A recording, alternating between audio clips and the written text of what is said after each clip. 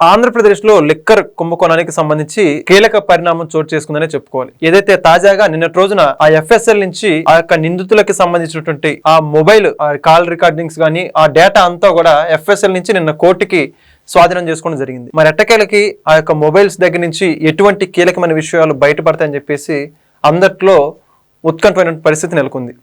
ఇదే అంశానికి సంబంధించి మరిన్ని విషయాలు తెలుసుకోవడానికి మనతో ఉన్నారు సోషల్ యాక్టివిస్ట్ శ్రీలీల గారు. మేడం నమస్కారం అండి. నమస్తే. మేడం ఇప్పటివరకు చూసుకుంటే లిక్కర్ స్కామ్ అప్పుడు చూసుకుంటే బాగా వరుస అరెస్టులతో మంచి ఊపి మీద ఉంది కేసు. అయితే ఒక్కసారిగా మళ్ళీ మిథున్ రెడ్డి బెయిల్ రావడం కావచ్చు, ఆ తర్వాత వీటన్నిటిని దృష్టిలో ఉంచుకుని మళ్ళీ ఆ కేసుకు సంబంధించి అనేక పక్కదారులు అయితే పెట్టడం జరిగింది. ఎట్టకేలకు దాంట్లో మాత్రం ఇంకా చెవిరెడ్డి, భాస్కర్ రెడ్డి వీళ్ళందరూ ఇంకా జైల్లో నిందితులుగానే ఉన్నారు. అయితే ఆ యొక్క ఫోన్ల రిపోర్ట్లు ఎఫ్ఎస్ఎల్ నుంచి కోర్టుకు వచ్చిన నేపథ్యంలో మళ్ళీ తెర మీదకి వచ్చింది లిక్కర్ స్కామ్. ఏమంటారు ఇప్పుడు? ఇక్కడ ఈ ఫోన్ల విషయానికి వచ్చేటప్పటికి ఫస్ట్ ఈ ఫోన్ వివాదం ఎక్కడ వచ్చిందంటే వెంకటేష్ నాయుడు ఫోన్ చెక్ చేసినప్పుడు ఈ ఫ్లైట్లో లగ్జరీ లైఫ్, తన కార్లు కానివ్వండి, ఆ చార్టెడ్ ఫ్లైట్ కానివ్వండి, హీరోయిన్స్ తోటి మరి బిజినెస్, బంగారం, గోల్డ్ కొనుగోలు చేయటం, ఇట్లాంటి వ్యవహారాలన్నీ అతను డబ్బులు కట్లు ఇలా పెట్టేసి అతను చేతులతో మామూలుగా మనాళ్ళు ఈ జానా మోర అని చెప్పేసి పూలో లేకపోతే కొలుస్తారు ఒక రోజు, ఇదివరకు రోజులు అతను డబ్బులు కట్లు పెట్టేసి కొలుస్తున్నాడు, మనం చూసాం. అలా అవన్నీ కూడా తర్వాత వెంకటేష్ నాయుడు గురించి చెవిరెడ్డి భాస్కర్ రెడ్డి చాలా సందర్భాల్లో అరెస్ట్ అవ్వక ముందు నా సంబంధించిన వ్యక్తులు, నా ఆత్మీయులు లేకపోతే నా ఫ్రెండ్స్, అట్లాంటి వ్యక్తులను కూడా వీళ్ళు ఇబ్బందికి గురి చేస్తున్నారని చెప్పి మాట్లాడిన వ్యక్తి తర్వాత అసలు వెంకటేష్ నాయుడు అంటే ఎవరో తెలియదు అన్నట్టు మాట్లాడటం. మరి వెంకటేష్ నాయుడు ఫోను ఎవరు కూడా దాని పాస్వర్డ్ అడగటానికి వీల్లేదు, ఓపెన్ చేయడానికి వీల్లేదని వెంకటేష్ నాయుడు భార్య చేత వీళ్ళు ఒక కేసు వేయించారు కోర్టులో. మరి దాన్ని కూడా కోర్టు పక్కన పెట్టేసింది. అది అట్లాంటి కుదరవు, మీ పర్సనల్ విషయాలు ఎవరు అడుగుతున్నారు ఇక్కడ? ఇది రాష్ట్రానికి సంబంధించిన విషయం. ప్రజల జీవితాలతో ఆటలాడారు, చాలా మంది ఆరోగ్యాలు చెడిపోయినాయి, చాలా మంది మరణించారు, వీటి మీద నడుస్తుంది. మరి ఇవన్నీ ఒకవైపు అయితే మిథున్ రెడ్డికి బెయిల్ రావటం, ఆ తర్వాత వీళ్ళందరికి కూడా ఈ బాలాజీ గోవిందప్ప వీళ్ళకి డిఫాల్ట్ బెయిల్ వచ్చింది, మళ్ళా వీళ్ళు రెగ్యులర్ బెయిల్ కి తీసుకున్నారు. ఇవన్నీ ఇన్ని రకాలుగా జరుగుతున్న దీనిలో ఇప్పుడు అసలు కథ మొదలైందా? ఇప్పుడు ఇక్కడ ఉన్న ఎవరైతే ఆల్రెడీ నిందితులుగా ఉండి ఈ బెయిల్ జీవితాన్ని అనుభవిస్తూ పాపం దాంట్లో ఉన్నారు రిమాండ్ ఖైదీలుగా, మరి ఇప్పుడు వీళ్ళతో ఫోన్ మాట్లాడిన వాళ్ళు ఎవరు? మరి అసలు వీళ్ళ బిగ్ బాస్ పేరు చెప్తే నా ప్రాణాలే పోతాయి అని చెప్పిన A1 రాజకేశ్ రెడ్డి, మరి నేను చాలా శ్రీకృష్ణ పరమాత్మ లాంటి వాడిని అని చెప్పిన విజయసాయి రెడ్డి, అబ్బే నేను అసలు ఎక్కడో ఎంపీని, నాకు అసలు సంబంధమే లేదని చెప్పిన మిథున్ రెడ్డి. ఇంకా ఒక్కొక్కరికి సినిమా చూపిస్తుంది సిట్టు. మరి ఈ రోజున సిట్టు దీని మీద పూర్తిగా అఫిడవిట్ మళ్ళీ ఇవ్వాలి ఇక్కడ కోర్టులో నివేదిక. మరి ఇచ్చిన తర్వాత అప్పుడు ఒక్కొక్కరికి కోర్టు నుంచి ఎలాంటి ఆదేశాలు వస్తాయి, ఎవరి మీద ఎలాంటి చర్యలు తీసుకుంటారు, మరి ఎవరి వెన్నులో వణుకు స్టార్ట్ అయింది ఈ రోజున దీంతో. ఇక్కడి నుంచి అసలు సినిమా మొదలవుతుంది.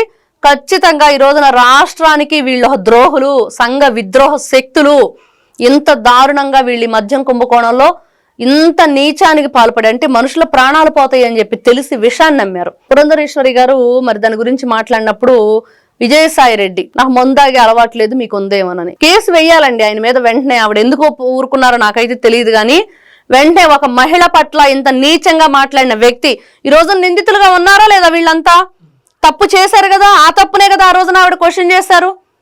మరి అలాంటిది వీళ్ళు మాట్లాడిన వైనం అసలు ఎంత నేగ్గా తప్పించుకున్నారంటే మాకు అసలు ఏమీ సంబంధం లేదు, మేము చాలా మంచి వాళ్ళం అని చెప్తూ మరి అదే విజయసాయి రెడ్డి బయట పెట్టాడు వీళ్ళందరూ చీకటి బ్రతుకు బండారం. మరి ఇన్ని విధాలుగా ఒకటి కాదు రెండు కాదు చెప్పుకుంటూ వెళ్తే ఇంత దారుణంగా ఉన్న ఈ కేసులో ఖచ్చితంగా అంతిమ దోపిడీదారుడికైతే ఈ రోజున వెన్నులో వణుకు స్టార్ట్ అయిందని చెప్పుకోవచ్చు. అయితే ఇప్పుడు గతంలో చూసుకుంటే లిక్కర్ స్కామ్ కి సంబంధించి హైదరాబాద్ లో డెన్నులు అనేక రకాల డెన్నులు ఏర్పాటు చేసుకుని తాడేపల్లి దగ్గర ఉన్నాయని చెప్పేసి వాటి జియోగ్రాఫికల్ లొకేషన్స్ కూడా సిట్ అధికారులు బయటకి చెప్పడం జరిగింది. వాటితో పాటుగా ప్రధానంగా చూసుకుంటే అనేక కోట్ల రూపాయల నగదును కూడా సీజ్ చేశారు. ఇక్కడ బహుశా హైదరాబాద్ పరిసర ప్రాంతాల్లో రాజకేశ్ రెడ్డికి సంబంధించిన ఫామ్ హౌస్ అని చెప్పేసి వాటిన్నిటి కూడా వీటన్నిటికి సంబంధించి డబ్బు ఎక్కడ చేతులు మారని చెప్పేసి దాంట్లో కొద్దిమేర స్పష్టత లేదు. అయితే ఇప్పుడు ఫోన్ రికార్డు విషయాలు బయటకు వస్తే దాని గురించి పూర్తి స్పష్టత వచ్చే అవకాశం ఉంటుందంటారా? ఖచ్చితంగా వచ్చింది. ఈ రోజున గూగుల్ టేక్అవుట్ ఉంది, దాంట్లో సంభాషణ ఉంది, చాటింగ్ ఉంది, వీళ్ళ లొకేషన్ మొత్తం ఎక్కడెక్కడ వీళ్ళు ఏ టయాన్ ఉన్నారు అనే విషయాలు మొత్తం బయటకు తీస్తారు. ఎవరెవరు కాంటాక్ట్ లో ఉన్నారు, ఎవరి ద్వారా ఫోన్లు ఎక్కువ టైం మాట్లాడారు. మనం చూసాం జోగి రమేష్ కేసు. మరి జోగి రమేష్ కేసులో ములకల్ చెరువు మద్యం విషయం, మరి దానిలో సంబంధమే లేదన్నారు. కానీ ఈ జోగి రమేష్ తమ్ముడు రాము ఫోన్ ఓపెన్ చేసి, బాబు ఇదిగో ఇన్నిసార్లు మనీ ట్రాన్సాక్షన్స్ ఎందుకు చేసావు అద్దేపల్లి జనార్దన్ రావుకి, మరి ఎంత పెద్ద అమౌంట్ ఎందుకు ఇవ్వాల్సి వచ్చింది అంటే తెలియదు, గుర్తులేదు, మర్చిపోయా. కొన్ని ఎక్కువ నెంబర్ ఆఫ్ టైమ్స్ కాల్స్, అంత ఎక్కువ సార్లు నువ్వు చేయాల్సిన అవసరం ఏంటి? No answer. అంటే వీళ్ళు ఏదైనా సరే దొరికే వరకు మేము దొరలం అంటారు, దొరికాక దొంగలమో కాదంటారు. అట్లాంటి బ్యాచ్ అనమాట. నువ్వు దొంగవరా బాబు దొరికిపోయావు అన్నా కూడా ఒప్పుకునే పరిస్థితి లేదు వాళ్ళది. అంత ఇదిగా వితండవాదం చేస్తూ ఉంటారు. ఇప్పుడు చెవిరెడ్డి భాస్కర్ రెడ్డి విషయానికి వస్తే తుడా వ్యాన్ని ఏ విధంగా ఉపయోగించారు, డబ్బులు కట్టలు దానిలో ఎక్కడెక్కడ తిప్పారు, మరి అక్కడ ఉన్న రిజిస్టర్ లో ఎలాంటి టైము వాళ్ళు దాంట్లో రికార్డ్ చేశారు అంటే అన్ని కూడా తప్పుల మీద తప్పులు.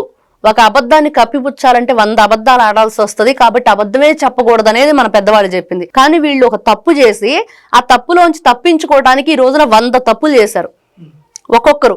ఇంకా వాళ్ళు లెక్కలేనంత మంది ఈ రోజున నిజంగా మీరు అంటున్నట్లుగా డెన్లు ఎక్కడెక్కడైతే మనం అక్కడ చూసుకున్నాం, ల్యాండ్ మార్క్ అపార్ట్మెంట్ తాడేపల్లి, అక్కడికి ఎందుకు వచ్చింది అన్ని సార్లు తుడావాను. అక్కడికి ఎందుకు వచ్చాడు ఈ చెవిరెడ్డి భాస్కర్ రెడ్డి కొడుకు అతను ఇద్దరు కూడా. మరి ఇన్ని రకాలుగా వీళ్ళ ఏదైతే ఆ ఫోన్ డేటా ఇప్పుడు మనకు వచ్చిందో ఈ ఫోరెన్సిక్ రిపోర్టు ఖచ్చితంగా మొత్తం అందరి బ్రతుకుల బండారం బయట పెట్టడం ఖాయం.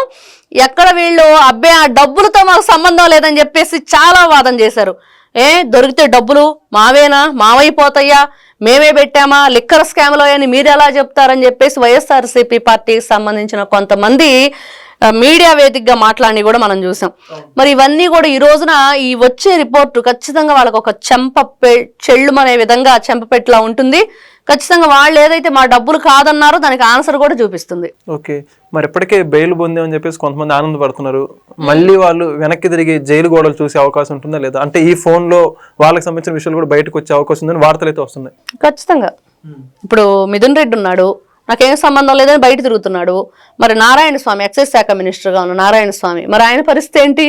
అబ్బో నేను పెద్దాన్ని అయిపోయానమ్మా, నేను రాలేను, అసలు నాకు ఏ విషయాలు తెలియదు, సంతకం పెట్టమంటే పెట్టావు, ఎక్కడ పెట్టావు, ఎందుకు పెట్టావు, నీకు ఎంత డబ్బు ముట్టింది, నీ ఫోన్ రికార్డ్ ఏంటి, మొత్తం తీస్తే అన్ని విషయాలు. ఆయన ఫోన్ కూడా తీసుకున్నారు ఆ రోజున. అన్ని విషయాలు, ల్యాప్టాప్లు కానీ ఫోన్లు కానీ ఎవరెవరు ఏంటి అనేది పూర్తి సమాచారం. వీళ్ళందరూ కూడా ఒక చోట 2024 కూటమి ప్రభుత్వం అధికారంలోకి వచ్చాక ఒక సమావేశం ఏర్పరచుకొని కొన్ని వేల వందల ఫోన్లని లేకుండా నేలమట్టం చేసేశారు. ఎక్కడ దాన్ని ధ్వంసం చేశారా, లేకపోతే కాల్ చేశారా, నీళ్ళల్లో వేసారా, మొత్తానికైతే ఆ డేటా అనేది లేకుండా చేద్దామని చెప్పి ప్రయత్నం. అని ఎక్కడ పోతుంది, గూగుల్లో ఇట్టా కొడితే అట్లా వచ్చింది అన్నట్లుగా అంతా ఈ రోజున ఉన్న ఏదైతే ఈ అప్డేట్ ఉందో పూర్తిగా మొత్తం అంత సమాచారాన్ని బయటకు తీసుకొస్తుంది. ఈ పరిజ్ఞానం బాగా పెరిగింది. ఎవరు కూడా పోలీసులు కూడా చాలా చాకచక్యంగా ఏ విధంగా వ్యవహరిస్తున్నారు.